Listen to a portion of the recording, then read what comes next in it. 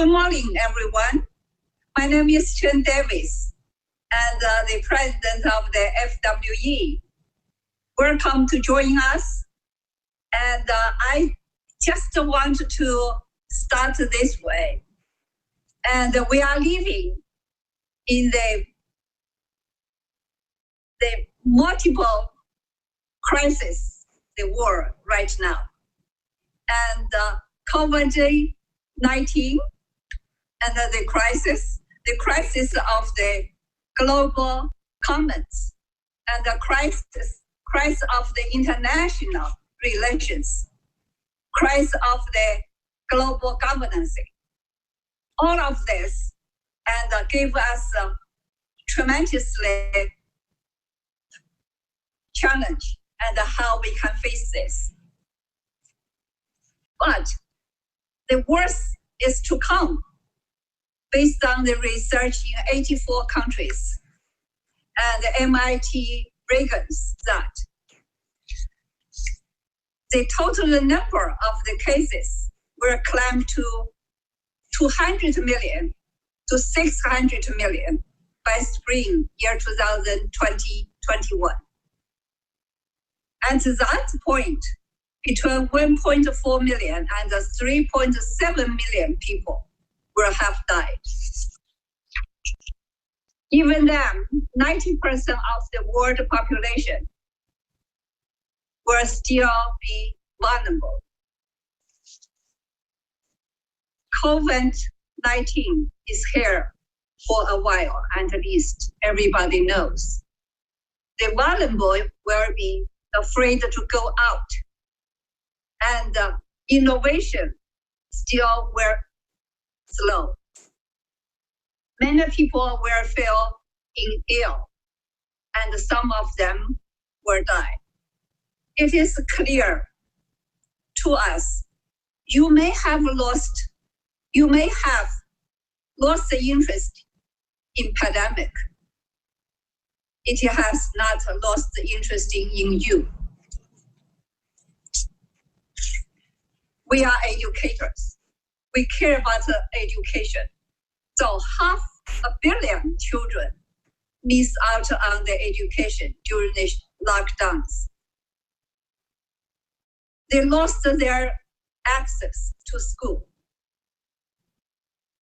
because they don't have the internet connections and they cannot have school online learning from attending the school remotely. Last time, thanks to Andrew Schleicher, invited the person from the Peru and Mr. Franco Mosso. His organization is Teach for Peru. And one of the scientists in Teaching for Peru and use television to help the disadvantaged population to study science class 3 times per week and reach out 1 million disadvantaged children. We must get together to fight for this battle and to win.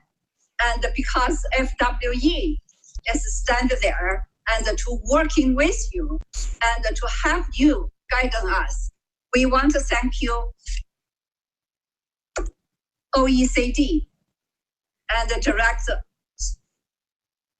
Andrew Schleicher, and his very early work and in spring supporting the continuation of the teaching and the learning during the COVID-19 pandemic. This is a guidance for us, and every country wants to have this one and to leading us to make sure we can reopen the school has the federal plan. So, and we also want to salute to all of the university presidents who support their students and promote international education. This is very important to everyone and very important for FWE to work with you. And at the same time, we support young leaders. The war belongs to us right now. Finally, belongs to young leaders and in the future. This war, and we need to prepare them well. At the same time, we need to encourage them. So we engage the group, young leaders together today. And I want to make sure, and you know, and we have the good session for young leaders. And I want to thank you, steering committee members, and thank you, planning committee members. Thank you, the working committee members. They work from morning until night to make all of the webinar possible. And today we wanted to thank you and welcome Secretary Rice, who is from the Hoover Institution and also is from Stanford University. And everybody knows her, and we have a great respect to her. And thank you to Eric and to join the session and you support this webinar. And I want to make sure, and we know, and thank you to the people from the Singapore and Professor Tang and Lynn Goodwin is our steering committee member, both of them, and working very hard. They are leading today's discussion. Susan is working very hard to promote us and together with us, and her session is going to come leading with the young leaders discussion. So, and before I say goodbye to everyone, I want to introduce a very important person. And this is our education ambassador and the young leader ambassador, and Sophia Schleicher. And she is a high school graduate. She spent her time in the country she never been, and but she went there and also taught ballet to the public school students. When she returned to her country, and because the pandemic, then she created the online teaching and continue to teaching ballet for the disadvantaged and the public school students. And I want to salute to her, and because she promotes the international education, and at the same time, she learned a great deal. So war belongs to the young leaders. And let us welcome Sophia Schleicher. Thank you very much. Thank you very much, Cheng, for inviting me to this special event. I'm Sophia, Youth Ambassador of International Education of FWE. My experience in education is still very modest, but what I lived this year gave me a real impression of the multicultural, but also very disjointed world we live in. This year, I undertook a gap year in China before starting my university studies, and I volunteered in a primary school in Shanghai, where I taught some very young children ballet classes. I didn't want to go straight to university after my high school studies, and I first wanted to give back something from my childhood, which really helped me to grow up, and I thought could also help some other children who weren't as lucky as I was. I also wanted to understand a new culture, completely different from what I knew with growing up in Europe. But most importantly, I wanted to experience firsthand the Chinese culture and the country that is China, without basing all on the stereotypes and biases one can hear about a foreign country. The experience I had in Shanghai has opened an entirely new world to me. On the one hand, there was the educational experience in the Chinese school, but I was most profoundly touched and deeply changed by the direct contact with the people, with the children and the teachers in the school, but also with the Chinese family with whom I lived every day.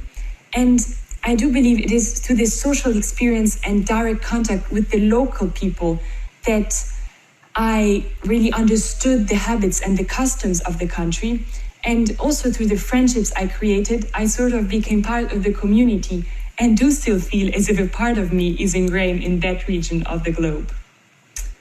I must admit that the intensity of joy I had to do the step towards this new country and completely new culture has been equal to the frustration and sometimes sadness I had when I came back in the middle of this crisis and found myself sometimes confronted to a more self-centered and close-minded environment. And I think that this pandemic situation really acted like an amplifier of the disjunctions of the world around us. I think that this pandemic situation showed us the importance of the human relations, not only within the close family circle and the close friends, but also the new friendships and encounters we make in our usually so busy daily life.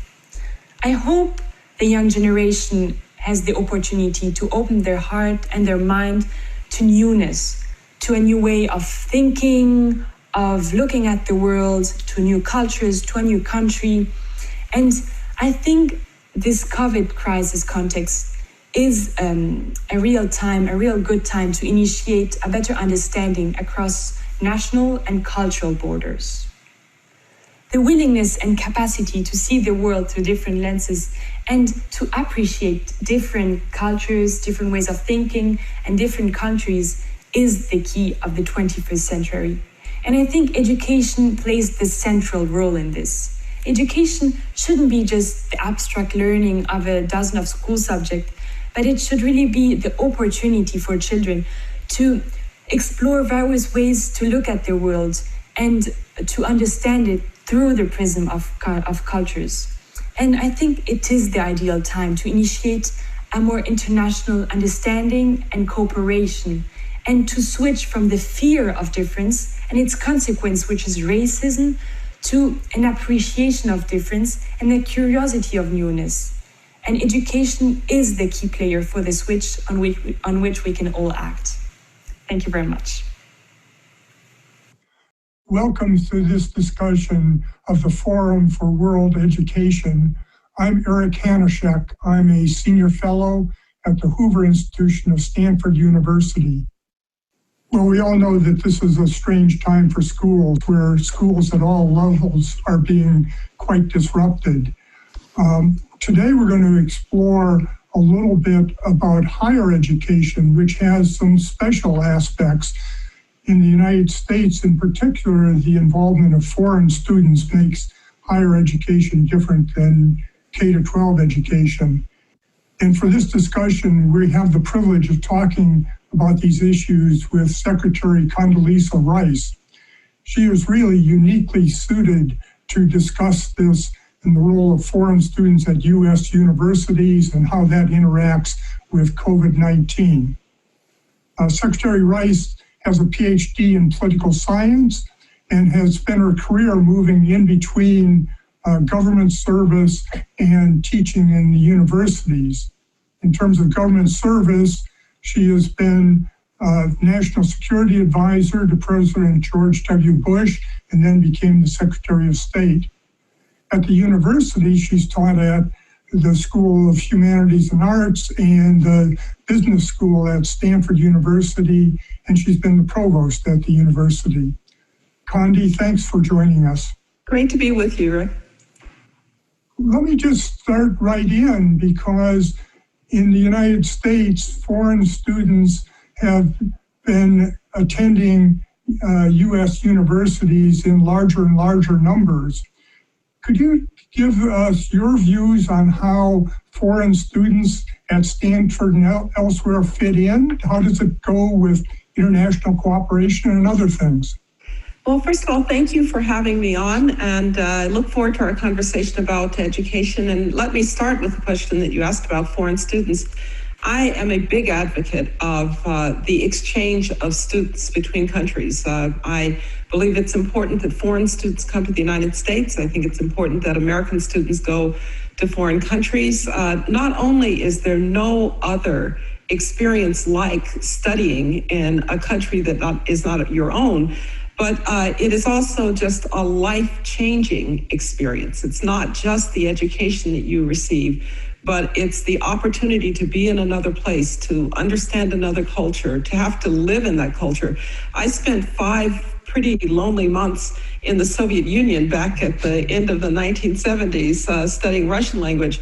It was transforming for my life. And so I'm a major proponent of foreign students in our schools and in our countries. I think it makes them better for their lives, and it makes our students better to have been in the company of studying with, befriending, getting to know over a lifetime people who come from different perspectives and different cultures. So if I looked at this from the U.S. standpoint, does it help scientific activities, the economy? Do you have any views on that? I really do believe that, particularly if you think about economic development or scientific progress, really we should think of the scientific side of this as borderless.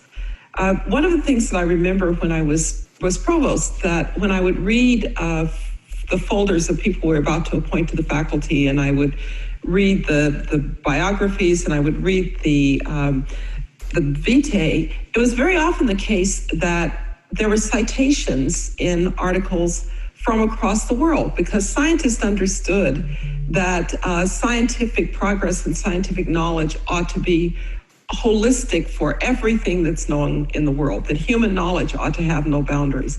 I really strongly believe that. And I think we're much better off when we, as the U.S., can take advantage of the whole range of human knowledge that's out there. We don't own human knowledge here in the United States, and we don't have a special place in being the only ones to innovate and to come up with knowledge. And so I'm a great believer in having knowledge cross boundaries, and one of the best ways to do that is through people. And so students who study in the United States, maybe as undergraduates or certainly as graduate students, are going to become a part of a worldwide bank of knowledge, and that's really very important. So Condi, this is a strange time for universities or all schools, and we'll come back to primary and secondary later, but for universities, we're right in the middle of trying to figure out how to deal with COVID-19. Do you have some views on where universities should be going in the short run and what's going to happen in the longer run, which I think is the bigger issue? Well, in the short run, we're going to have to be very careful and very much driven by what we think the health of the student body can do. And we have to remember that these are young people, but unfortunately, they're going to be in the company of people like us, Rick, who are on the other side of the bell curve. And so I understand the struggles that universities are having in deciding how to get cohorts back in a way that's safe, how to maintain distancing. Stanford, for instance, is a highly residential university.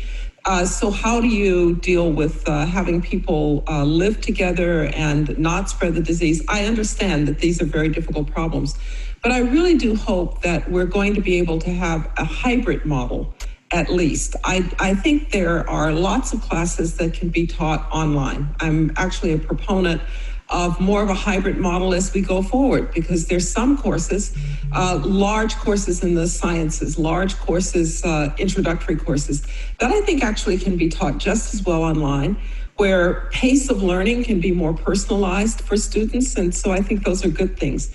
But there's no substitute for the seminar where people are in proximity with one another. They get to see each other's expressions. They get to work with each other. There's no substitute for the lab experience of a student in a laboratory. So when people talk about going online permanently, I hope we have in mind that we're going online for some activities and not for others. The other point that I would make is it's especially hard right now to deal with foreign students because we have travel restrictions, and it's, of course, a patchwork of travel restrictions. You can go from this country to that country, but not that country to the next country. And I really feel for our students who are trying to get back to places that they're going to study.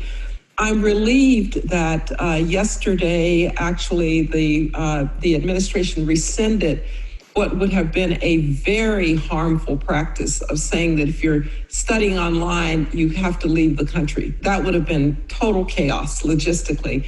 And so I'm glad that we're not going to be dealing with that. But I would say this to professors, to administrators, and also to foreign students. Let's do everything we can to get our foreign students to the country so that they can study here. Let's do everything we can to keep them in the country so that they can study here. And let's be very aggressive with governments and with the enforcement authorities to say, this is also essential, that our foreign students are able to study in the places that they've been admitted.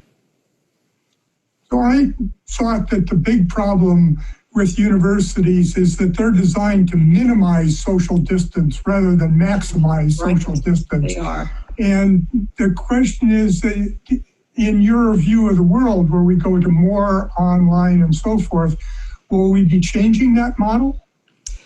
I do think we are going to be changing the model because we're not going to have a choice but to change the model. We've already changed the model. As I suggested, it's a question of what do we change about the model. So if it's changing the model of the 700-person class, who are we kidding? We know that students stream those in their dorm rooms anyway, so maybe we're not losing much there. But if we're changing the model of the interaction of a faculty member with a student or a few students, there's a much higher cost to that. And so I hope we can be creative, whether it's more outdoor experiences in classes in places where we're lucky enough to have weather that permits that, whether faculty are going to have to take responsibility for perhaps meeting smaller numbers of students than we would normally. Maybe it's not the 25-person seminar. Maybe, faculty, you're going to have to think about 2 13-person seminars in order to make it possible to have those interactions. So maybe we could switch now to a little bit to talk about primary and secondary education. There's a set of different issues there, and we've already seen, for example, in California, that the Los Angeles school system and the San Diego school system said that they're not going to have any in-person classes at all in the fall term. How do you think that we should be dealing with COVID-19? Do you have any ideas on how primary and secondary schools should be doing? Yes. Well, I'm not a healthcare expert, and so, not an epidemiologist, so I can't speak to the data. I've seen data that suggests that children are not particularly susceptible, and some data from abroad that they don't particularly become very super spreaders of the virus. But those are really assessments that I have to leave to people who know the epidemiology. I will say this, one thing that we do know is that the less privileged you are, the more the school is actually a center of stability in your life. So kids who come from well-off communities, there's some, undoubtedly some learning deficit, undoubtedly some socialization deficit for those kids. But the kid I really worry about is the kid who comes from a difficult home where school is actually a respite, where the teacher is almost surrogate parent. Leave alone things like being able to get a good meal at the school, or being able to be in a place where people will report abuse, which, by the way, is not just a problem for underserved populations. I use the following vignette to describe this. I was actually homeschooled in first grade. The state of Alabama, in its wisdom, decided that unless you turned 6 by October 31st, you couldn't go to school to the next year. I was born November 14th. My parents were educators. There was no way I was going to miss a year in school. So my mother, who was a teacher, took a year's leave of absence and she homeschooled me. By the time she finished with me, I was like 3rd grade prepared because she was a teacher. She knew how to do that. But now let's think about the kid whose parents perhaps don't even speak English. How's that experience in homeschooling? And so I really do hope if these districts are going to say, well, these kids can't come back to school for X, Y, or Z reason, that they're also going to say, okay, so here's the support structure we're going to wrap around particularly the most underserved kids, whether it is tutoring for them, whether it is a way for these kids to have social activities that remain, because we are seeing right now that COVID-19 is actually exacerbating longstanding underlying inequalities. And frankly, I haven't heard from all of those unions in Southern California that's saying, we have to protect the kids, we have to protect the teachers. I haven't heard a plan for how we're going to protect the kids from the other malignancies that are growing as a result of being out of school. And so that's a conversation that needs to take place. So I completely agree with you, because all of the discussions that I see are basically about logistics. Right. How do we get people into classrooms? How do we space the desks? How do we make sure everybody has an iPad? And they haven't addressed the issues of learning losses, right, which are already significant and look like they'll continue growing with these current things. And you can bet, Rick, they're going to grow exponentially with kids who are underserved, because the kids of well-to-do parents, they're going to find ways to backfill for the schools. I was talking to a friend of mine who has children who are sort of middle school age and a little older. And this person said, I found all these games we can play on the computer together that teach them about this and teach them about that. So once again, the well-off parent is going to find a way to supplement educational opportunity. It's going to be the underserved kid who's totally dependent on the school who's going to be left behind. I completely agree. And I think one of the concerns is that we're going to actually lose track of where these kids are.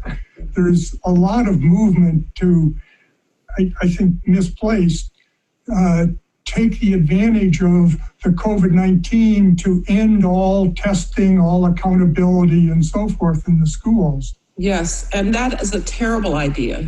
We can say we understand why test scores were down during this period of whatever, but if we lose the sense that we have to keep testing and have to keep assessing, then we're going to have no baseline in a very short period of time, because one problem in the schools is generations pass pretty quickly. And so we're going to have to worry about that. The other piece that I worry about is actually a social issue. When I've been very involved with Boys and Girls Clubs and doing after school and summer programs. We have them in 4 cities. They're called Center for a New Generation.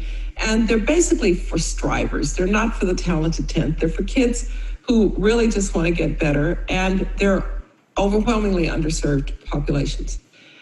We used to lose a few kids every year, and sometimes not a few, half a dozen or more, who parents would move because of unemployment issues.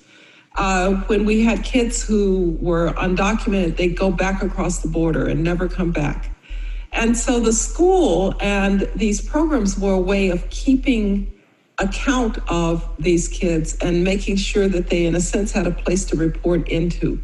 I worry that we're going to start to lose count. And again, if people are going to say, well, they can't go back to school, they're going to have to take account of some of these issues as well.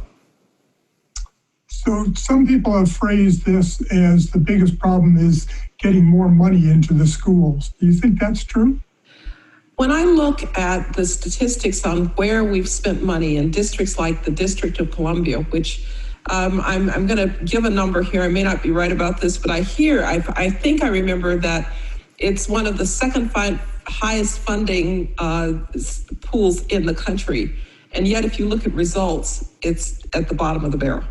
So I don't think you're going to find forget one for one between how much money you spend and what results you get. I'm all for spending more money in places that it might make a difference. I would spend more money on good teachers through merit pay for teachers who are really working hard. I would spend more money on principals and their training, because we know, and you know, Rick, that the quickest way to improve a school is to have a principal who has that fire in the belly and also the flexibility to do things that make sense for the school. I'm a major believer that one difference, we talked about the tertiary system earlier, the higher education system. The United States, for all of our problems in the higher ed system, we're the gold standard in higher ed. We have two things in higher ed that we don't have in K-12. One is variety. So you can go to a small liberal arts college, you can go to a big research university, you can go to a community college for a while. We have a lot of options. Secondly, we have competition. Wherever you are, you're competing for students. Even if you're Stanford, you're competing with Harvard and Yale and Princeton for the best students. So I think we need to have something in the K-12 system that first of all gives variety, and secondly, gives competition. And that's why I'm a major proponent of parental choice, a major proponent of charter schools, both public charter schools and private charter schools like the KIPP academies. I'm a major proponent of vouchers. Why do I believe in vouchers? Because maybe the best answer for your kid is a small, all-girls parochial school. By the way, I went to a high school that was all girls. And if parents could have better choices rather than just being wedded to their zip code, I think we would have better outcomes, particularly for underserved kids. I very often say these days, K-12, our K-12 system is really an opt-out system. If you are of means, you will move to a district where the schools are good. The houses will be expensive, but the schools will be good. You know, in Palo Alto or in Fairfax County, Virginia, or in Hoover, Alabama, where my family lives, the schools are good, but the houses are expensive.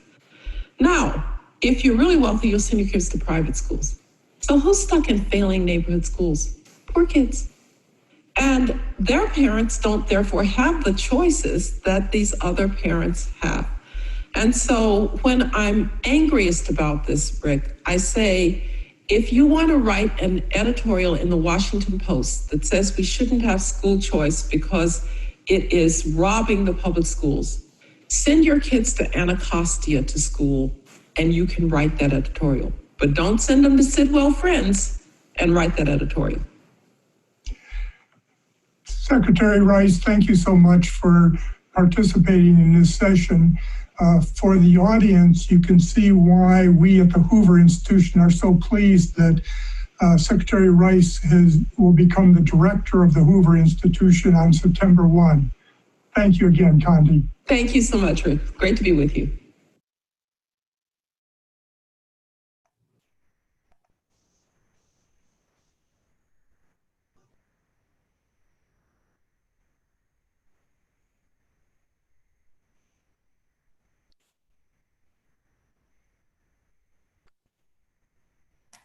Andres, you can start.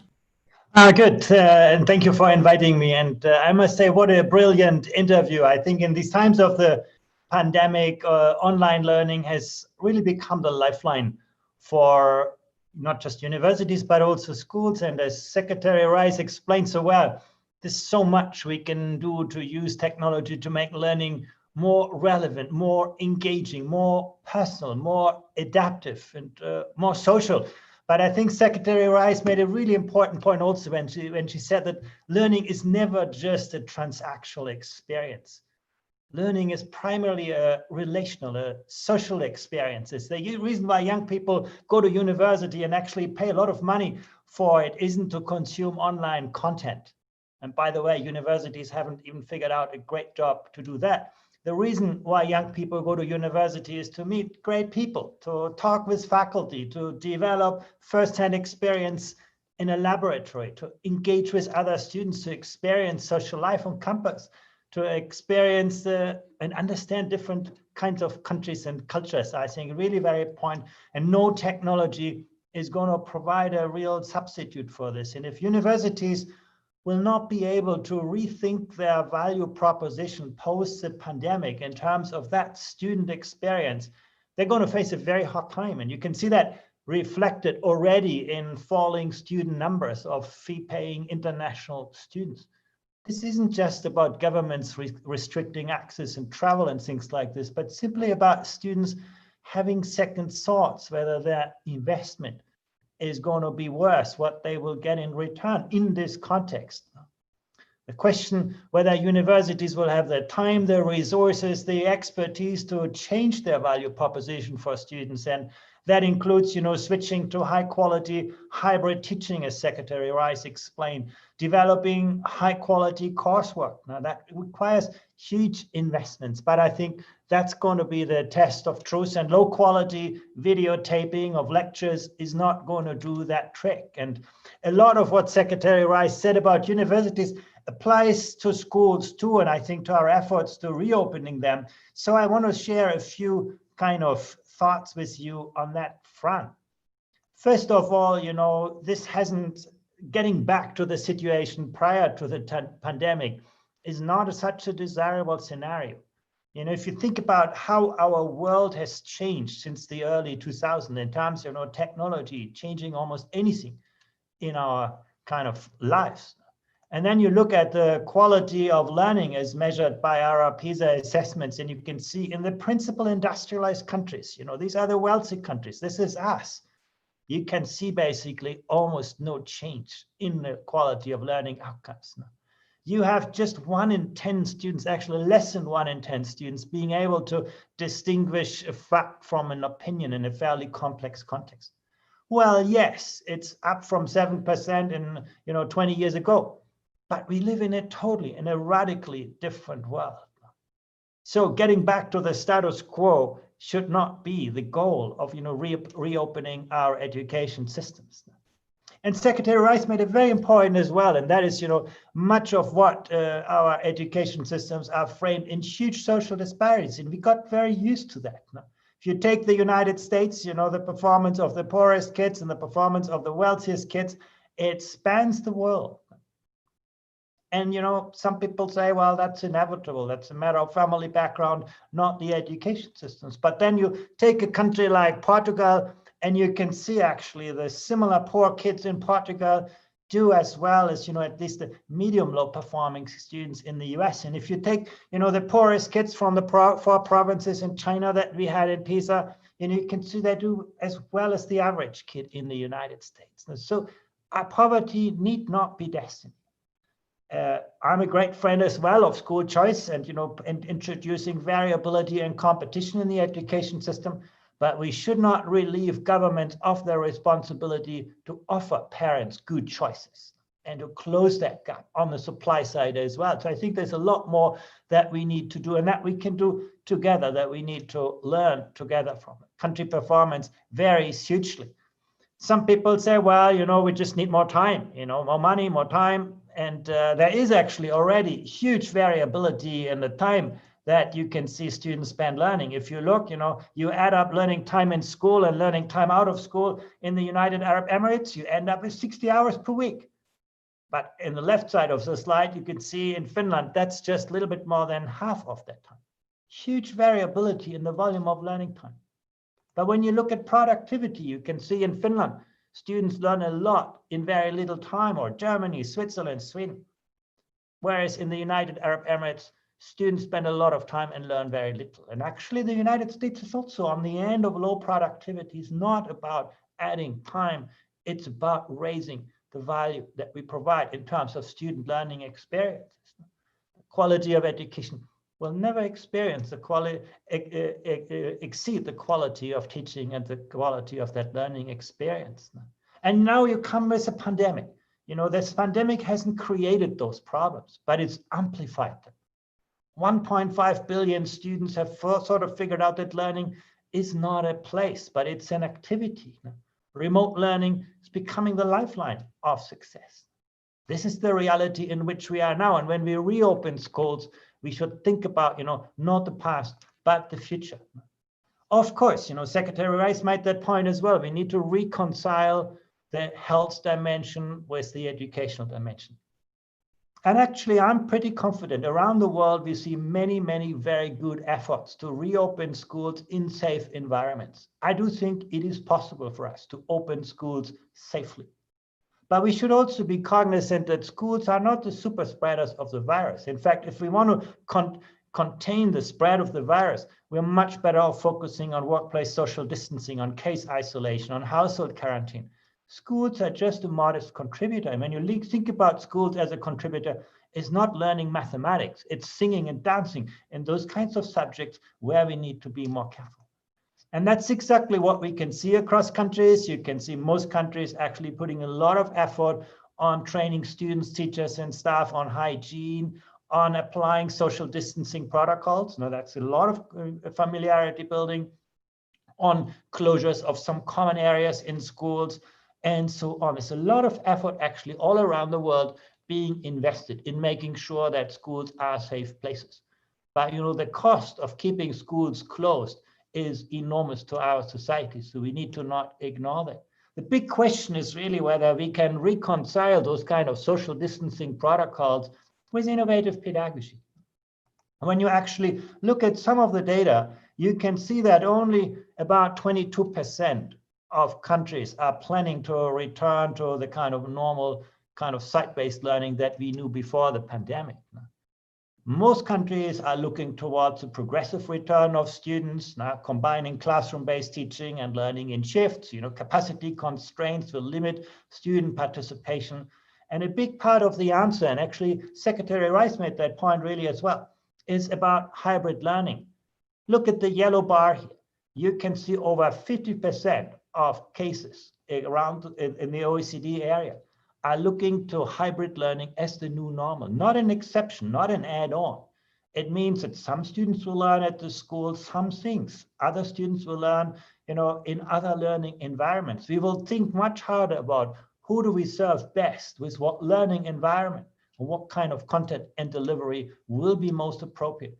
It's going to put a lot more responsibility on students, on schools, on teachers, on parents.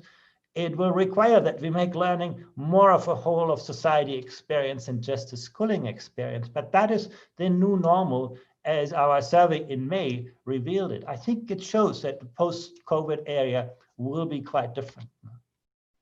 If you think about it from a student perspective, it's just about a decade that students got those little devices into their hands. And then, the virtual world and the real world began to integrate and everybody got connected. In fact, students are quite familiar with technology. In fact, about half of 15-year-olds say they feel really bad if they're not connected to the internet. Technology is not a challenge for students. It's a challenge for teachers, for educators, maybe for parents, maybe for school systems. If you think about it, in the health sector, market capitalization is a big share of what we invest in the health sector. On the education slide, I couldn't even show it on this slide. It's a very tiny part. If you look at the investment that we make in innovation and technology, it's less than 3% of global education expenditure.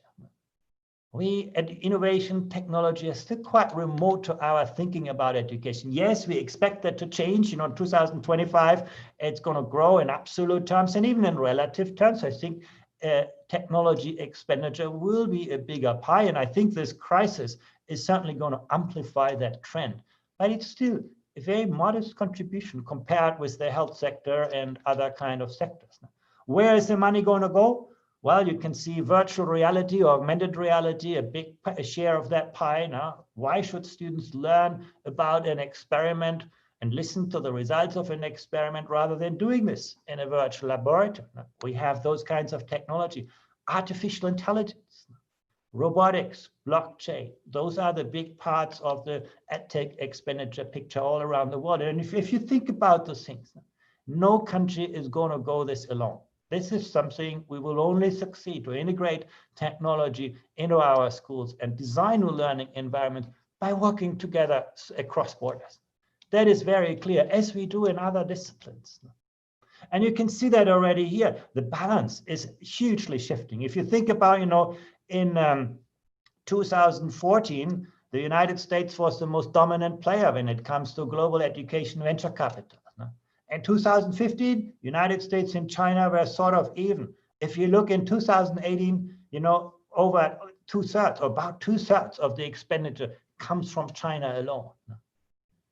It's great what China has been doing, but how little have we done in the rest of the world in this field? If we were all, investing like China did, we would see a very different education systems now. Very imbalanced patterns when it comes to global education venture capital. What could we do with this? The first, answer is our learning can be so much more personal, so much more adaptive. Technology can understand how different students learn differently and engage with that diversity through differentiating pedagogy, if combined with great teachers. And it can liberate teachers of a lot of the knowledge transmission part, making, giving teachers the role of becoming great coaches, great mentors, great facilitators, great evaluators. But it doesn't stop there. Assessment and exams could be so much more valid, so much more interesting, so much more relevant. Already in the medical sector, we can see students learning how to do operations in a virtual reality environment. We could do that in our schools as well, rather than giving students bubble sheets. Again, assessments can become more adaptive. Our new PISA assessment is a good example of this. It no longer gives students the same kind of task, but it thinks carefully about who to give what kind of tasks. We can actually assess practical skills, technical skills. We can give students open-ended answers and use technology to score and scale them. So again, in the world of assessment and learning need no longer be separate. They can be fully integrated. It's not about, getting end of year exam results, but every day, every moment, every second, students can understand how to study better. Teachers can see how to teach better, and schools can see how to become more effective. And I think this is another area where global collaboration is going to be key now. The kind of national efforts that we see in this area are still far too limited. If you look at classroom analytics, we can actually, big data and learning analytics can help teachers understand how students learn differently. And it can actually provide an environment where teachers can engage in very, very different ways with the learner. They can think about, when it's time to shift to a new activity. Are my students getting bored, interested? Am I losing some students? Should I move on? How do I structure instruction time between, lectures, small group discussion? Here are a big part of the answers that currently get lost. Suddenly, class size is no longer an issue. You can teach 50 students in the same way as you can teach 20 students with the same kind of granularity in this. And then robotics, I must say, some people talk about this a lot. I'm a little bit more skeptical on this. I've seen, robots doing great things when it comes to, teaching of coding and computational thinking, students doing some programming and then robots executing this. The kind of social robots that people talk about, I'm not so convinced yet. I really believe the relational, the personal role of teachers is absolutely key. But, I'm sure we're going to see something interesting in this. And last but not least, the blockchain development, verification of degrees and credentials. Now, we're probably going to move away from these very lumpy, big degrees that you get, at the end of your studies, to much more granular environments where students have more ownership over what they learn, when they learn, where they learn, and perhaps over the whole life cycle rather than just in school, where you learn, in bite sizes, chunks of learning, and we will be able to recognize those learning experiences as students go along. I think that's the promise of that part. Big promises, but the reality is still quite far away from this. And if you look at current pedagogies, I think, as I showed you at the beginning, the world hasn't really changed dramatically over a long period of time. And we will only address this if we work effectively together. And that means, teachers looking outward to the next teacher in the school, schools looking outward to the next school in their country, and countries looking outward to the next country. This is not about copying and pasting experiences from elsewhere. It's about looking seriously and dispassionately at what works in what context and learning from those experiences. Personally, I believe that's going to be the biggest differentiator of those education systems that will make it through this pandemic and those that will not. It's, the willingness to learn from and with the world's educational leaders. Thank you very much.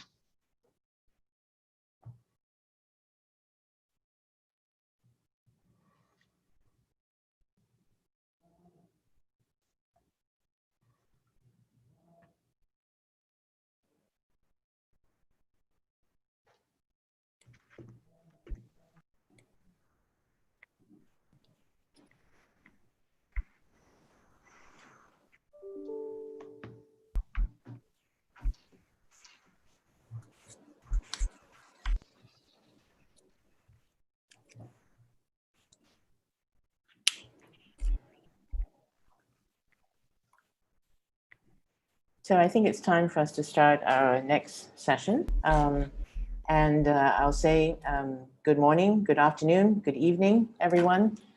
We know we have a worldwide audience, and so we're very happy that you are with us at this point in time, wherever you are. My name is Lynn Goodwin. I'm Dean of the Faculty of Education at the University of Hong Kong, and it is my privilege to moderate this panel of really interesting, engaged, and active educators who will share with us some of what they're doing and insights that they have into the issues that we've been discussing. So I'd like to first introduce Kun Varney Ross. Varney is the founder and director of the Concordian International School, which is in Thailand. And this is a series of trilingual K-12 schools offering international baccalaureate programs within sort of a very, very rich curriculum. So this panel is going to talk about the ways in which we can partner. If we go back to what Cheng Davis said, in the middle of a crisis, what we have is each other. So we need to connect. Andreas talked a lot about how we need to learn from each other.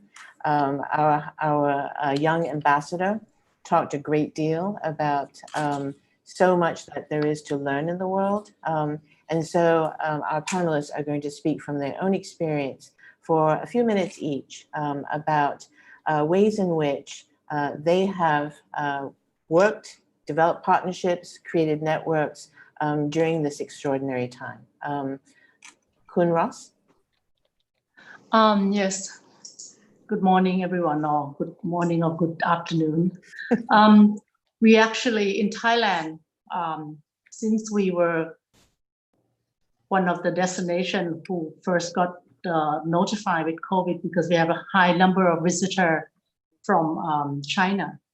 So we were quite aware, and everybody in the whole country was following on the situations. And finally, the school closed down. And for us, who is an international school, we usually go on until June, but whereas a local school, they end, their Thai local school is already closed by the end of February or beginning of March. So it was good that all the students could stay home. And of course, the school stayed closed until 1st of July. And then give our government and teachers a lot of time to prepare.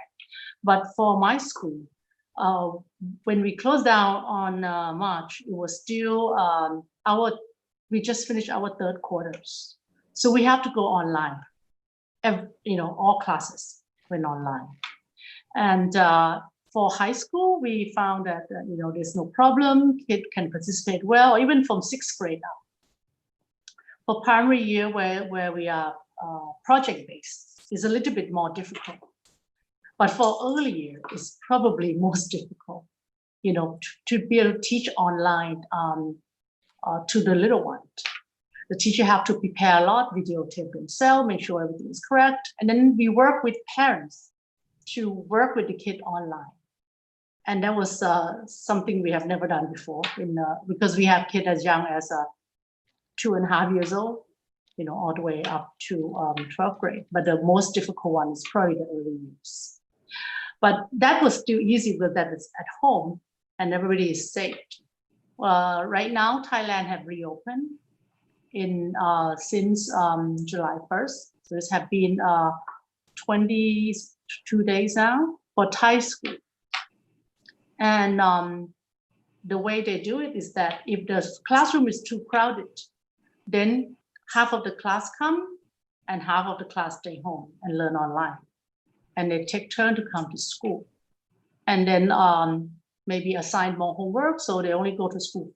Actually, there's 4 days of school. So each class that they take turn would go to school for like Monday, Wednesday, and then the other half would go Tuesday, Thursday. And that to also make possible for social distancing. Or some school, if they have more classroom, they expand and make the class smaller. For our school, since we are a smaller school anyway, we have about less than 20 kids, which we can manage. But international school like us will open in August. But my most worry probably the early year where, children are very young. But the lucky thing is that Thailand had been COVID-free locally for nearly 2 months now. And, that kind of make us feel like, okay, we follow the regulation, we social distancing, we put on a mask, but it may not be as scary or threatening as for some other country who have to open this August. But my observation, for Thailand, that we were able to actually stop pandemic, almost seem like we are stopping the pandemic within our country for the past, I don't know, nearly 2 months now, is because the direction of the leader and policy maker were very clear. And the exposure and following up on international news and what's going on around the world was very constant. There's an announcement every afternoon, to update everybody in every channel, from social network, from television, from internet, live, announcement and exactly what's going on in the country. So that make the whole country realize that where we stand and how could we help each other. And plus also maybe because we are, Thai people, we still live in a family of group. That means that if one person gets sick, you can give it to your elderly, to your parents, something like that, and your grandparents, something like that. And that is a very big thing that to us. That means we are quite concerned that we are not only protecting ourselves, we are protecting people we love. Our children, our elderly, to make sure that they're safe. And that make the whole situation, support the how could I say, the regulation that the government put out.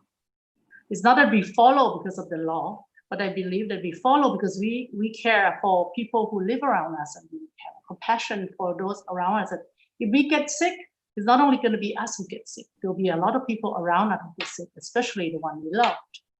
And I think that's very important. And the clear understanding of the virus should really be well educated to every community. And politics have to step apart.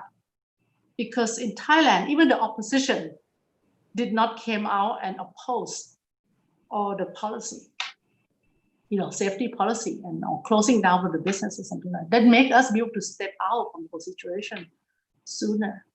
And because I think that, understanding the virus and valuing people's life is most important, because finally government or politician, they have to serve their citizens. And that's, I think it's very important that every country don't see this pandemic as a political stand or whatever. Just get together and try to save everybody's life and make people understand truly that how does it affect them or people they're close to. Thank you so much. I mean, I think that the Thai example is sort of an illustration of a community network and partnership across different sectors, schools, government, families, local people. So I think that's a beautiful story. I'm going to turn now to Dr. Brian Gill, who is a senior fellow with Mathematica and director of the Mid-Atlantic Regional Educational Laboratory. And his example is going to come from the US, where unfortunately, the US is very far from being, COVID-free. And it's a very, very different context. And I know that the partnerships you're going to talk about are at the district level. So perhaps you can share with us what you've learned. Sure. Thanks so much, Lynn. So as Lynn mentioned, I work at Mathematica, which is a public policy research organization. And I spend most of my time leading what is called a regional educational laboratory, the Mid-Atlantic Regional Laboratory, which is funded by the research arm of the US Department of Education. And its purpose is to work with state education agencies and local districts, local education agencies around the region, and help them be informed by research and analysis related to education. So We recently did a very rapid turnaround project in collaboration with the State Education Department for Pennsylvania to try to help inform their guidance to local schools and local school districts on how they might safely reopen this fall. So I'm going to share with you a few slides to tell you a little bit about that project. And let's see, we'll put it in slideshow mode. It involves 3 different components in a very short period of time. We did this in a period of about a month to try to get the guidance to the state and then to schools in time for them to make plans before the fall reopening. The first task we undertook was looking at the emerging evidence about COVID-19 and about particularly COVID-19 in kids and in schools, as well as some of the educational impacts of learning remotely. And this was an example where the international evidence was really important. In US education circles, unfortunately, we don't typically spend a lot of time learning from examples internationally. But in this case, there was a recognition that the need was very urgent, that there were some other countries around the world that were able to reopen schools sooner than we were here in the US, and that this could provide some valuable evidence to inform American schools. So that was one of the things we looked at. Our second task was to talk with key education stakeholders across the state of Pennsylvania about their concerns about health and education as related to reopening schools. And as you can imagine, they raised a lot of the same kinds of concerns that I think people around the world are feeling about the risks of reopening schools. And then the third part of the project involved running a computational model to simulate how COVID-19 might spread in schools under a variety of different kinds of plans for reopening, including some of the hybrid approaches that both Farney and Andreas mentioned. So as you can see here, you can find a full report of our findings on the web if you're interested in details. I'll talk just briefly about some of the bottom lines. As many of you probably know, emerging evidence from both the US and around the world suggests that most kids are at relatively low risk from COVID-19, particularly under the age of 10. Nonetheless, they do pose a risk to others when they congregate in schools. And so the primary concern is really about the staff in schools and family members, adult family members who interact with the kids at home. We also found, based both on our reading of the evidence from around the world and our conversations with stakeholders, that there are important ways that in reopening schools, you can reduce the spread of COVID-19 by doing the same kinds of things that we as adults are being told to do all the time. Maintain physical distance, wear masks, improve ventilation in buildings, even holding classes outdoors is the sort of thing that, where it's possible, can help reduce infections. But of course, the challenge and the big question here is whether it's going to be possible to implement all those strategies effectively with kids in schools. And there's an enormous amount of uncertainty about that. And in fact, it seems likely that differences in that sort of implementation might explain why different countries that have reopened schools have had varied experiences in the extent to which they've been able to keep infections down. Where, for example, Israel reopened schools and saw infections go up. Various countries in Europe have reopened schools without seeing infections go up. Some of this is probably related to the kinds of precautions put into place. Another key point, and this is related to much of what Andreas had to say as well, is that schools are going to need effective remote learning strategies in the next year, even if they are able to open their buildings for full-time instruction initially, because there are some kids who are at high risk. They have prior medical conditions that put them at high risk from the disease and will need to learn at home. because there will be many schools trying hybrid approaches that include some remote learning for all the kids, and because schools are going to have to be prepared for the possibility of a local outbreak that might cause them to shut down temporarily. It's going to be important for them to be ready to have education continue, even if their buildings have to be closed. Then finally, the key finding that came out of the modeling work we did is that the largest reductions in infections come from the hybrid approaches that divide students into smaller groups where each group attends school part-time and learns from home on other days. This can dramatically reduce the rate of infections in the school and the school's role in spreading infection elsewhere, suggesting that at least in places where the underlying rate of COVID-19 in the community is not too large, that it should be possible to safely open this way. And to show you how we came to that conclusion, just briefly, I'll give you one slide of results. Here, this shows how much time has 5 infections among the students and staff combined in the population, where our scenario A on the left involves what would happen if a school took no precautions, tried to bring everybody back, tried to operate as if there were no pandemic. And that we set as a baseline of 1. It's not any particular days or weeks, but it gives a baseline to compare all these other scenarios, B, C, D, E, F, and G. I don't want to go into detail on all of these. The main thing to notice is that B, C, and D are all scenarios where we try to bring all the kids back every day and take various different kinds of precautions. Those can extend the amount of time that a school might be able to stay open by anywhere from 20% to 70% versus operating business as usual. So they do reduce the infection spread somewhat. But you get a much more dramatic reduction in infection spread and a much longer amount of time before you're likely to have to shut down due to a local outbreak in scenarios E, F, and G, all of which are hybrid approaches that involve part-time instruction. Scenarios E and F have kids rotating either daily or weekly, with kids in school on average 20% of school days, 2 days a week.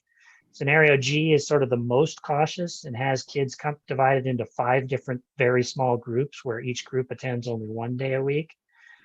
Those scenarios on average can extend the amount of time before a school reaches 5 infections by 6 to 10 times as long as they would go if they tried to operate as usual.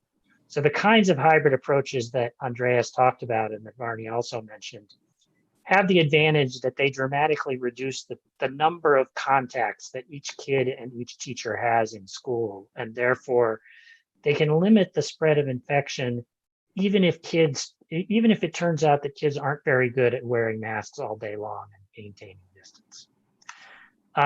So I will stop there because I want to make sure we have plenty of time for questions, plenty of time to discuss the implications for the sort of partnerships this involved. I will say just one thing, which is that the regional educational laboratory that provided the funding to conduct this work exists for the purpose of creating these kinds of partnerships. It tries to break down barriers in 2 different ways. First, barriers between researchers and practitioners and educators on the one hand, and second, barriers across governmental boundaries so that different states and different districts can learn from each other. So thank you very much, and I'll look forward to discussing more. Thank you, Brian. So really appreciate your talking about partnerships within a country like the US, where there are incredibly many sort of barriers to those kinds of interactions. So now I'm going to turn to Professor Tan Un Seng, who comes from a very teeny country and yet has been a powerhouse in so many ways. Professor Tan is currently director for the Center for Research in Child Development at the Nanyang Technological University, and is also immediate past director of the National Institute of Education. So from your perspective in Singapore, talking about partnerships, networking, sharing, international connections, what would you offer us? Right.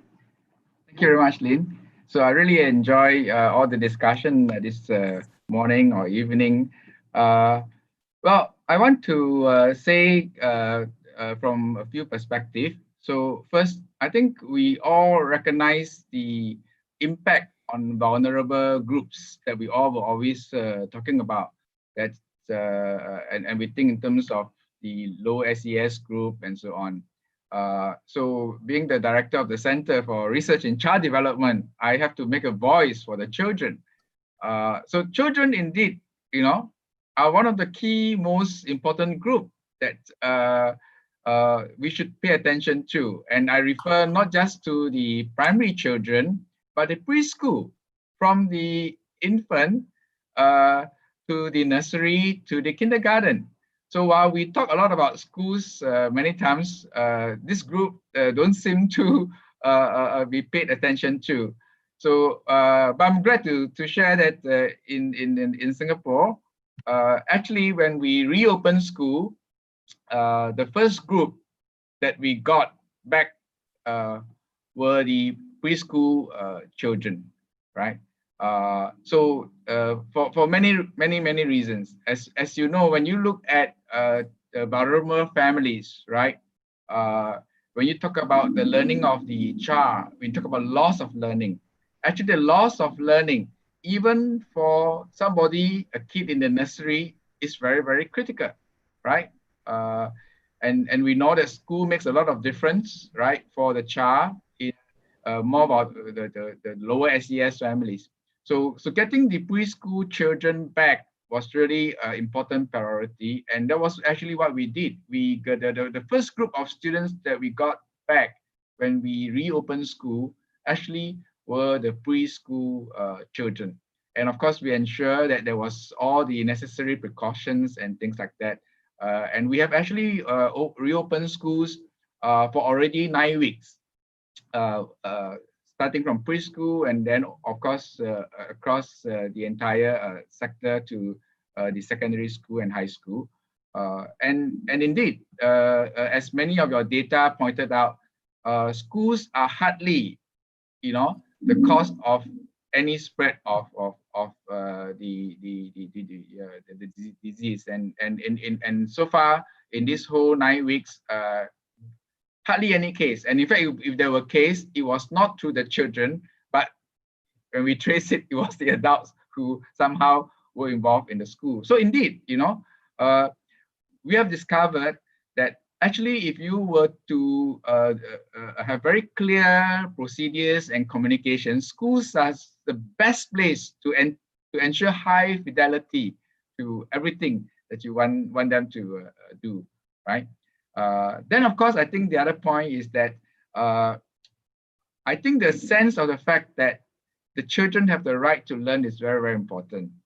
And throughout this COVID period, one of the things that we felt important was that the motivation to learn, number one, and the immersion in learning should not be lost, right? So what we did actually was that initially we had a lockdown of 3 weeks, and then we actually brought forward the school holidays so that we minimize the loss. And in effect, after that, we began to reopen school. But of course, for the primary and the secondary school, we started first with 50% of the population using hybrid, and then we phased them in, right?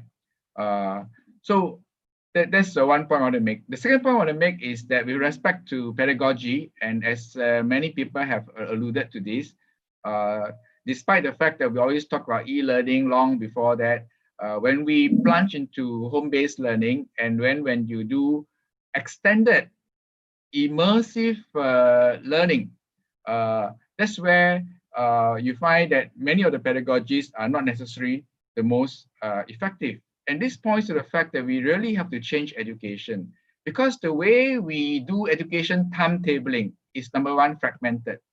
And the way we do curriculum is actually very disconnected, okay? And when we do pedagogy, is totally not personalized. When in fact, when you do a e-learning mode, you can make learning in such a way that you don't have to follow the school timetable, right? You actually can get people to be immersed in project in a very deep way, and then we can give a lot of opportunity for personalized learning.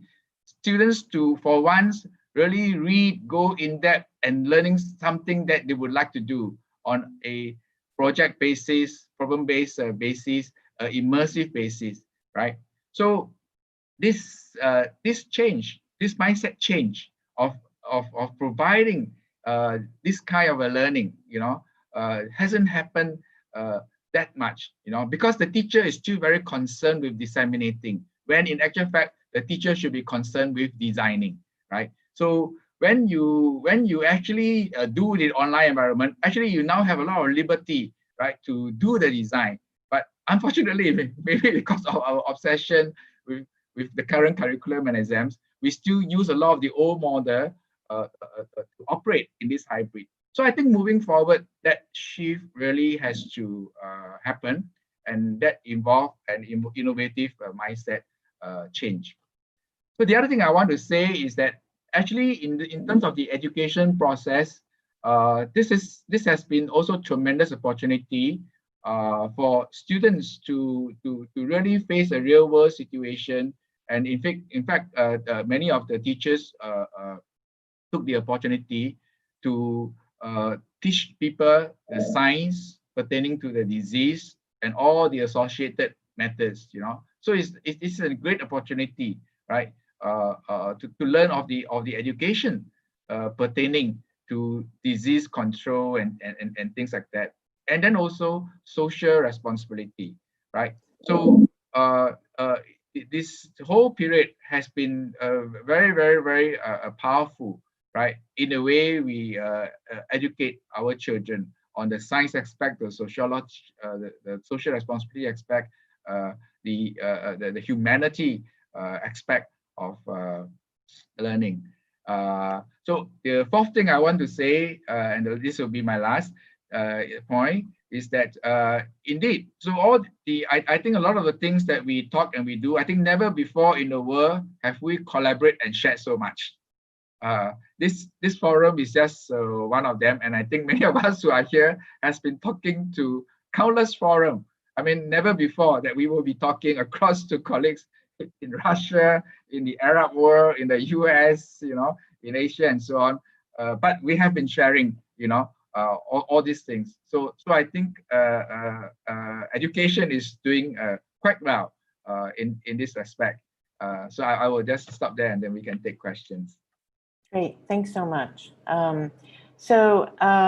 Unfortunately, we don't have very much time. We have only about 10 minutes left. So I'm going to ask one question, and this is around hybrid learning.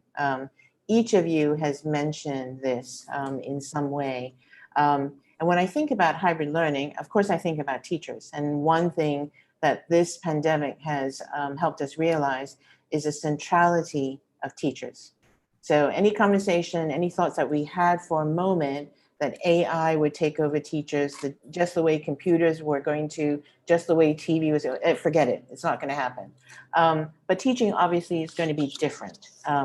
It also makes me think about the fact that hybrid right now seems to mean doing what we were normally doing, but with different groups of people at different times, so that the teaching hasn't necessarily changed. The third thing it makes me think about is that hybridness affects other communities. It affects parents. It affects, social relationships. It affects many different things. So I'm going to start with Andreas Schleicher, who has joined us. And for those of you who don't know, he is the OECD Director for Education and Skills. So Andreas, and I'll ask each of you the same question. When you think about hybrid teaching, hybrid systems, what do you think stands in our way? And also, what do you think of? What's one idea that you have? And, the first point that you already made is that technology can amplify great teaching. It never replaces teachers. Now, it can accelerate, even artificial intelligence is nothing but a great accelerator and a great amplifier. It's how it's deployed. It can be deployed, to enhance teaching, and it can be deployed to make teaching more scripted and so on. So I do think the centrality of teachers is very important. I do, however, think that hybrid learning can change the role of teachers. To actually focus more on the relational, on the social aspects, to become, good mentors, good coaches for learners, and to focus more on the learning rather than on the knowledge transmission, where technology, I think, has a big role to play. The other point you made, I think, is also so important. Hybrid learning builds new communities. It moves away from, taking learning as a sport, as a space, towards learning as an activity that is supported, by, first of all, you build ownership and agency on the part of learners. Hybrid learning doesn't work when students are spoon-fed by their teachers and learn in bits and chunks as consumers of content. Hybrid learning requires that students can actually have the metacognitive skills to set their learning goals, to monitor their learning progress. So you actually create a different level of agency in that process. And the same, for the teachers, for the parents, everybody becomes part of that learning journey. And I think this is the big strength that hybrid learning really takes, moving out of the location, out of the space where you consume knowledge, towards actually becoming, an agent. You decide, what you learn, how you learn, where you learn, and when you learn. And I do think that's where the great real potential lies. But it puts huge demands on teachers in schools. I just think we should not overestimate this. I like very much the presentation by Brian. I think what he shows is actually, yes, we can reopen schools, and we can make that a science-based approach, rather than ideology-based approach. We can do that. But don't underestimate the level of frontline capacity you need to have in place. Teachers making judgment of what measures do I put in place today, school leaders doing this. And the same applies to this kind of hybrid environment. So investing in the capacity of educators and leadership, I think that is the key for making this work. Thank you. So Varney, you have the experience across the spectrum, K-12. So when you think about hybrid teaching and learning, what do you think about? What worries you? What ideas do you have?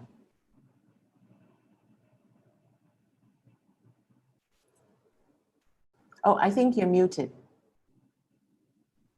So you want to unmute. Unmute. Okay. I think this is a great opportunity, to actually close the gap of the people, how could I say, of education for the rich and the poor. And if we are able to, how could I say, go online more and be able to communicate with the student on the other side and be able to have them work on hybrid learning, then we can, children from even in the poor province, anywhere around the world, can actually start learning from good teachers that are maybe sitting in a top school in anywhere. Like in Bangkok in the top school, and if we are willing to share with each other, and this is go across from the youngest one all the way to university. All of a sudden I remember that in the first forum, my father talked about, learning should go on internet, and it seemed like nobody seemed to think that will happen very soon, and that was in November, and within like March, everybody is online, and it is possible. And if we are willing to share, that means that, whoever can share the knowledge on how to do it better, should share teaching. And that could really close the gap. As long as the internet can reach the area of in a poor area, then they can reach knowledge with a kind of almost live teacher, maybe not live because sometimes they cannot be at the same time, but still. Because right now, the private sector in Thailand is working with the government to, within 3 months, like 50% of the school in Thailand, a government school, will have internet access, high-speed internet access, so that they could actually learn online or share knowledge.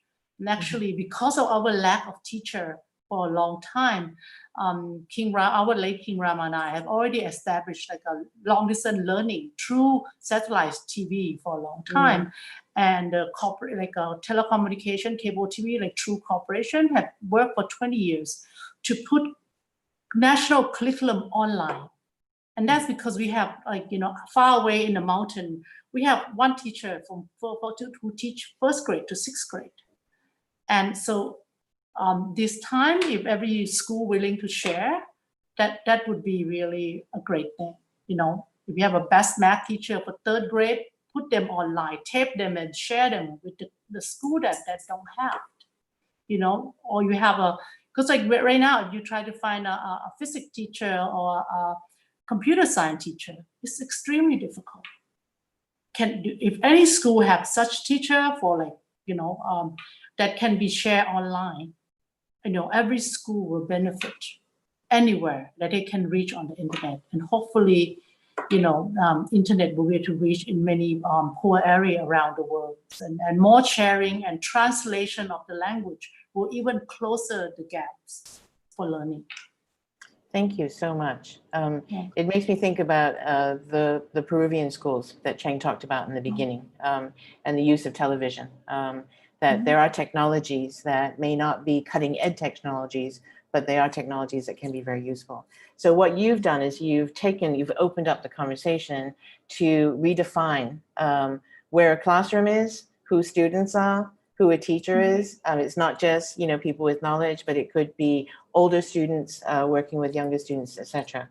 So in the 3 minutes that we have left, I'm going to ask Unseng and Brian to kind of give a 1-minute snippet in response. My apologies, but Student Sclafani will pull me off the stage, and we do have young leaders. Please. For me, just one word. Okay. A greater personalization of learning. Great. That's really a key. Thank you. Brian. Thank you, Lynn. I'm delighted to hear all of the imagination going into this from all of our panelists, because a hybrid approach or a remote learning approach, but needs to be more than just what you described, Lynn, as sort of the minimal notion that half the kids are in school and they're learning when they're there, but they're not learning when they're home. If the kids are in school half the days, they need to be learning on the other days too. It's not good enough to just give them half as much education.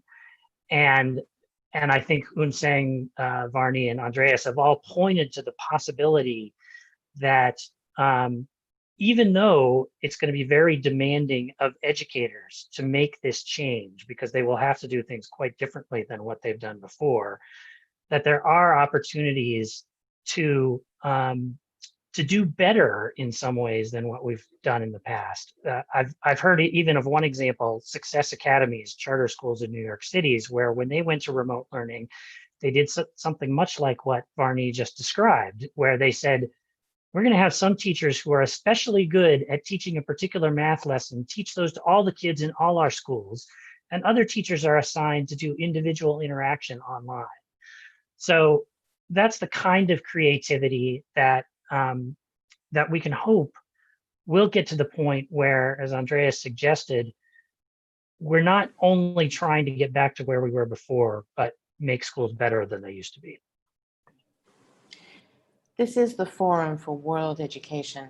And so this conversation has been about how we educate the world by connecting with each other, sharing resources, and also just coming up with lots of creative ideas.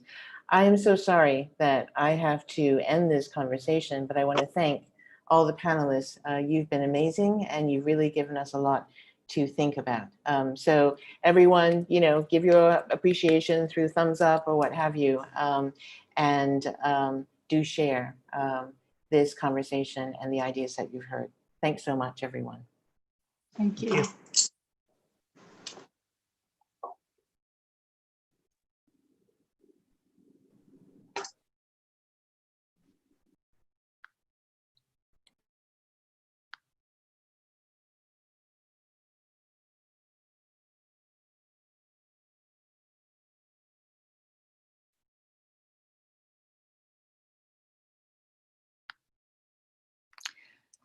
This is Susan Sclafani. I am delighted to have the opportunity to talk with two young leaders this morning, and one of them is, well, actually both are in New York City, but Diallo is in the Bronx, and let's see that, make sure we have him on here.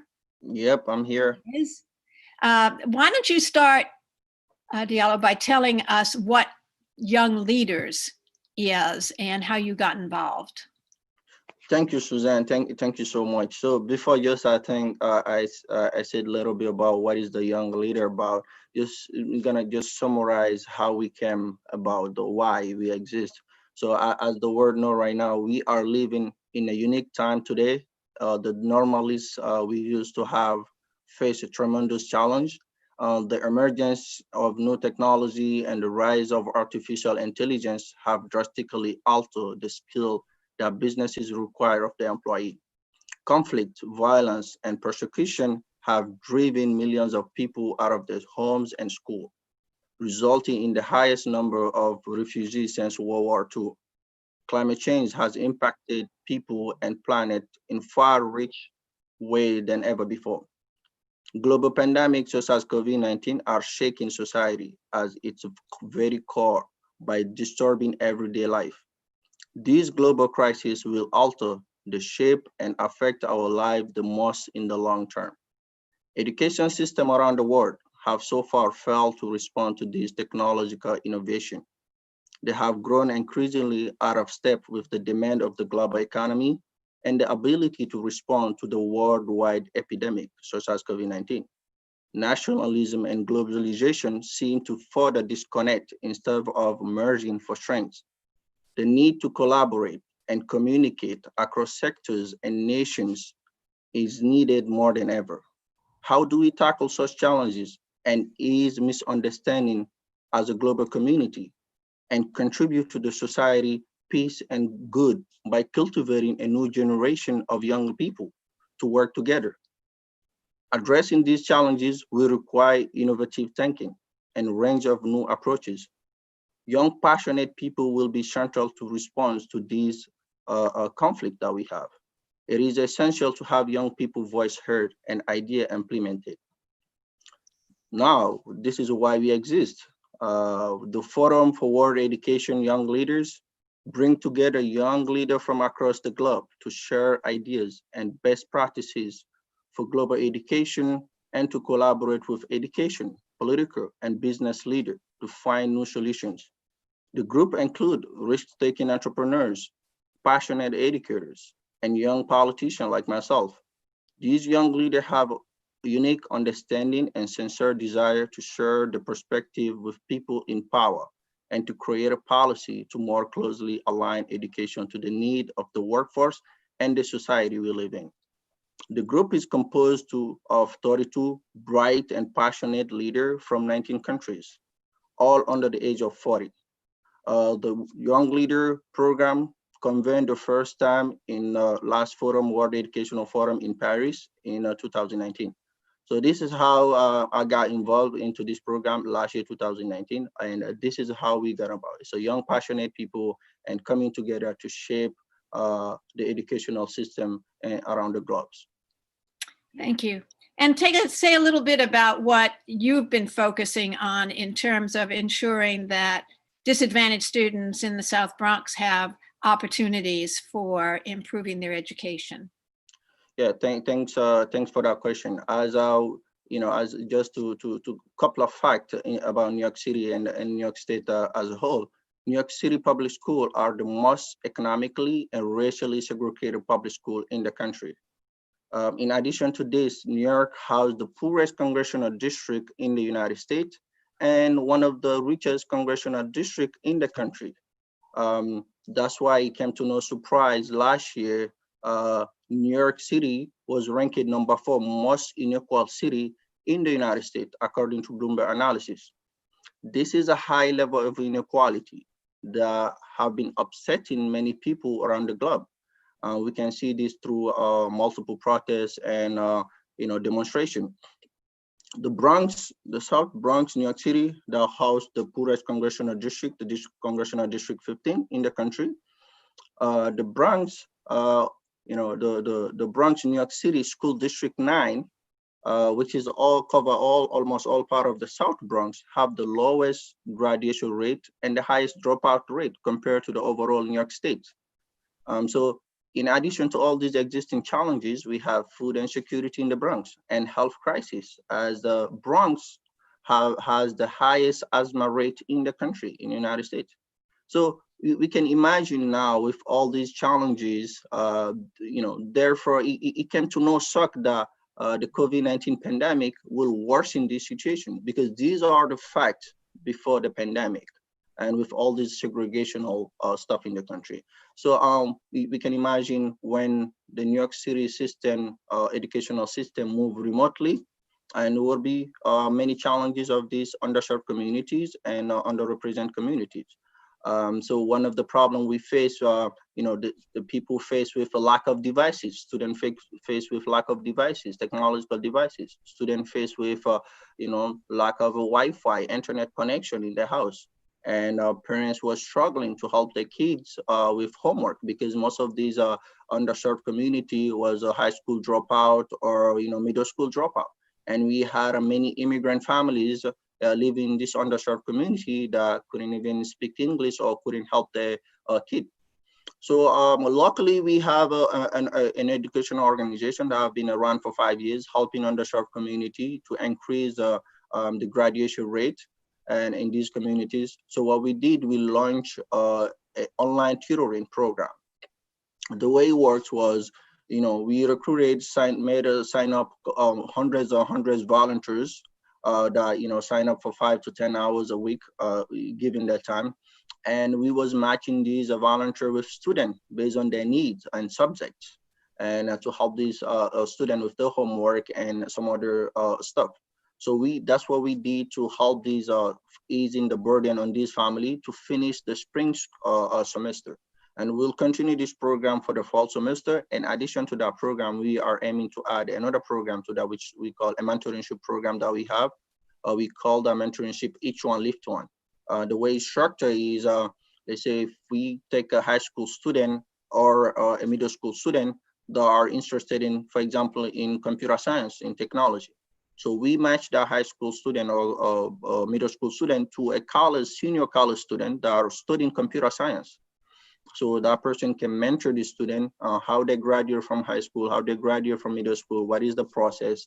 And same thing we will do, we will find a professional who already working in the tech field to match the college student with that professional. So there will be a three-way mentorship, Each One Lift One.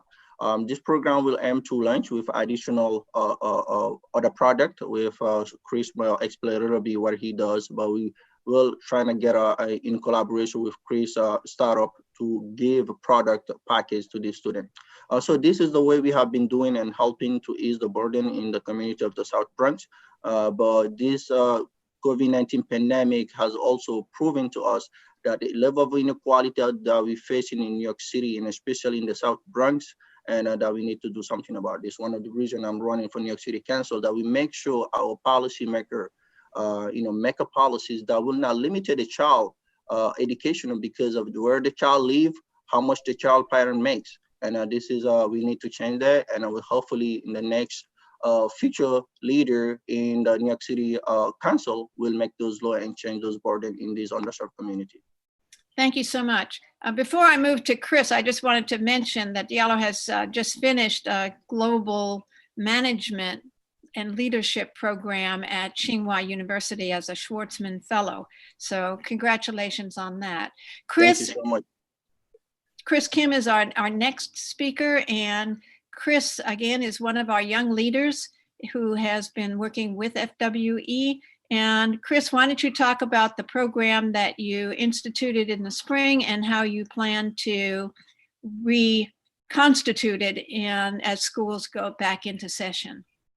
Thank you. So I run Command Education. We're a private education and tutoring firm based in New York City, but we work with students from all over the country and really all over the world.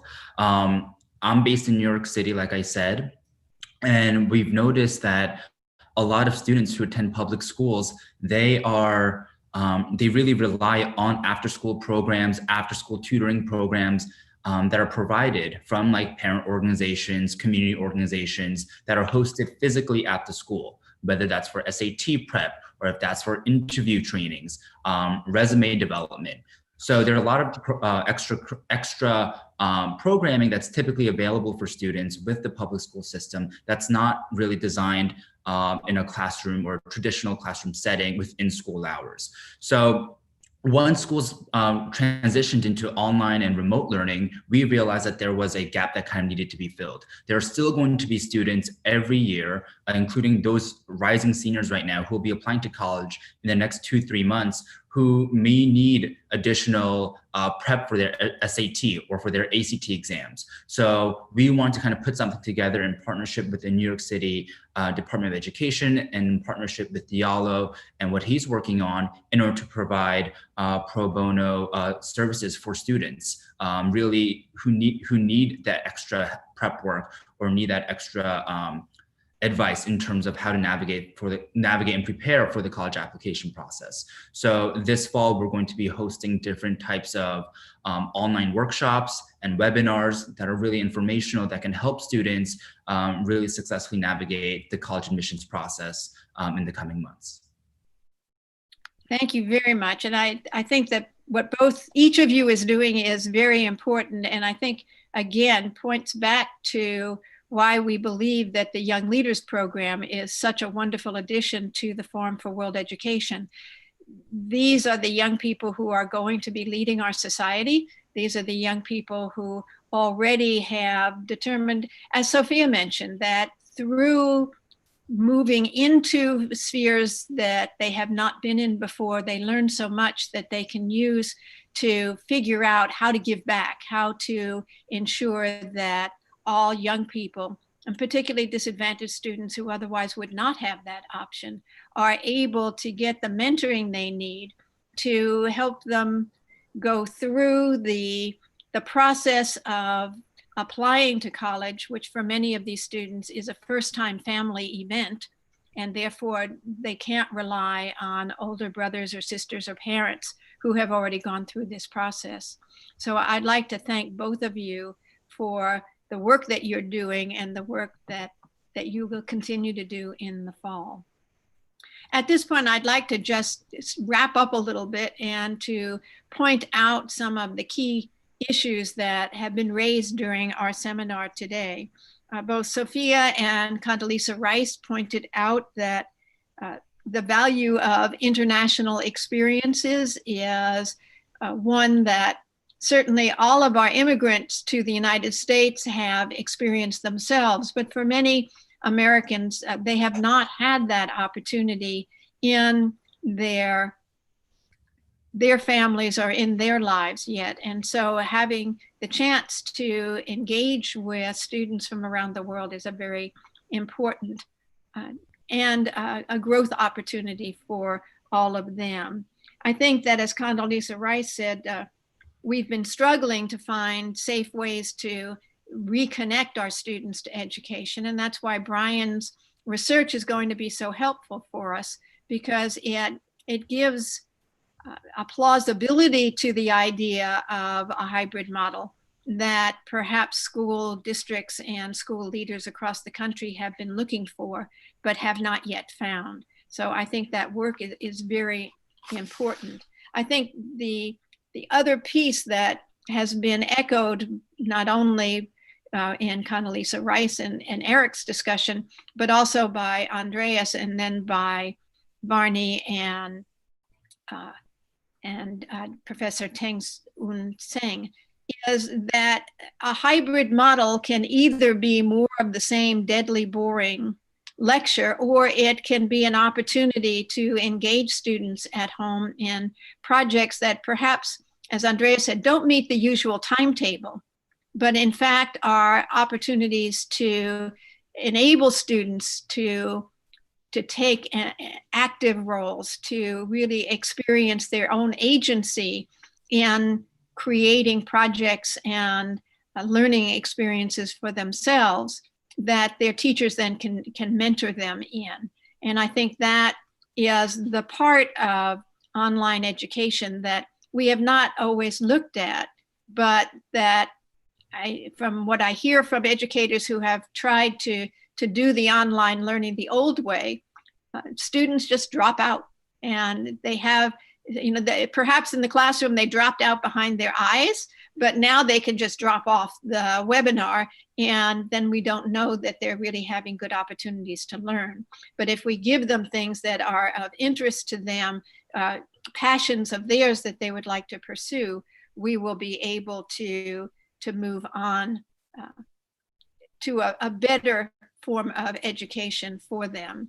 And then, as both Barney and Professor Cheng mentioned, we have the opportunity as well to use our best teachers, the ones who can make the lectures most exciting and creative, to offer that to everyone, and then have the regular classroom teachers be the ones who are following up with the social and emotional needs of students, with their anxiety about the whole COVID-19 pandemic and how it has really turned up their lives in ways that no one expected, and certainly not their parents expecting it.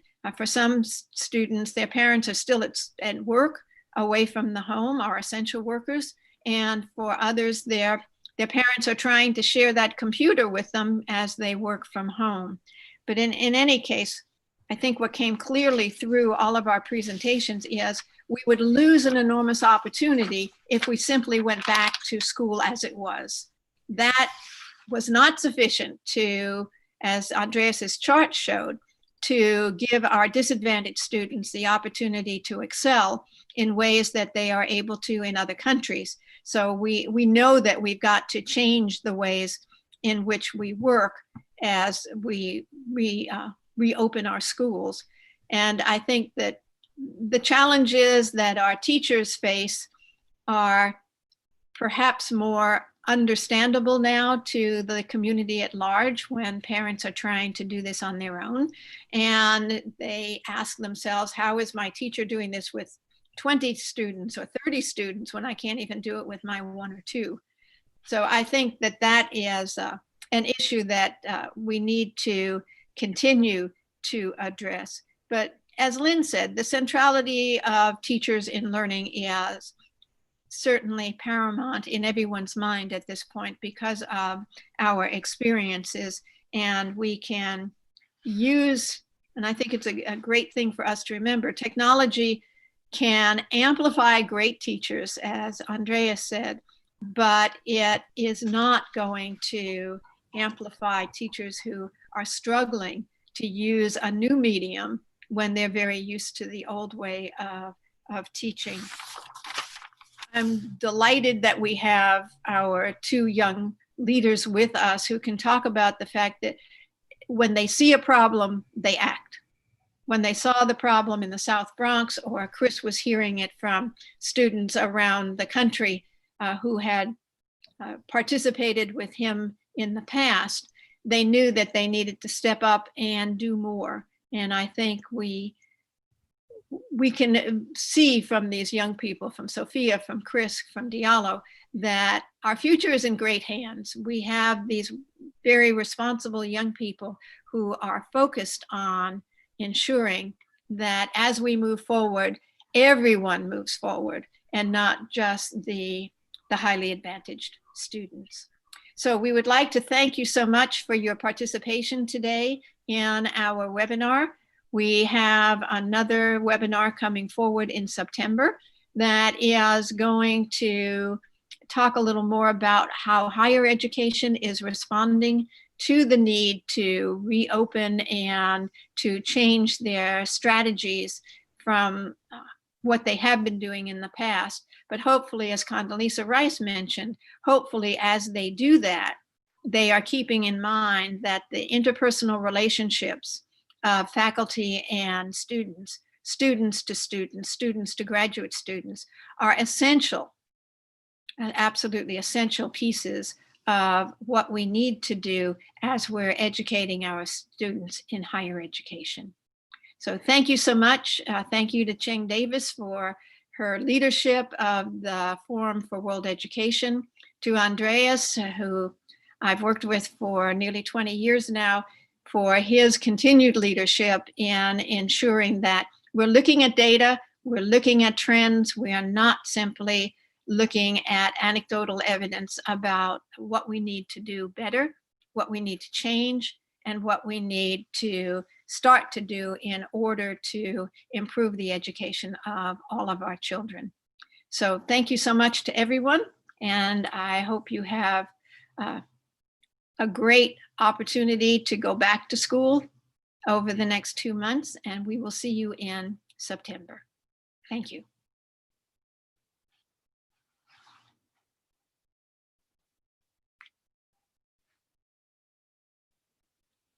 Bye, everybody.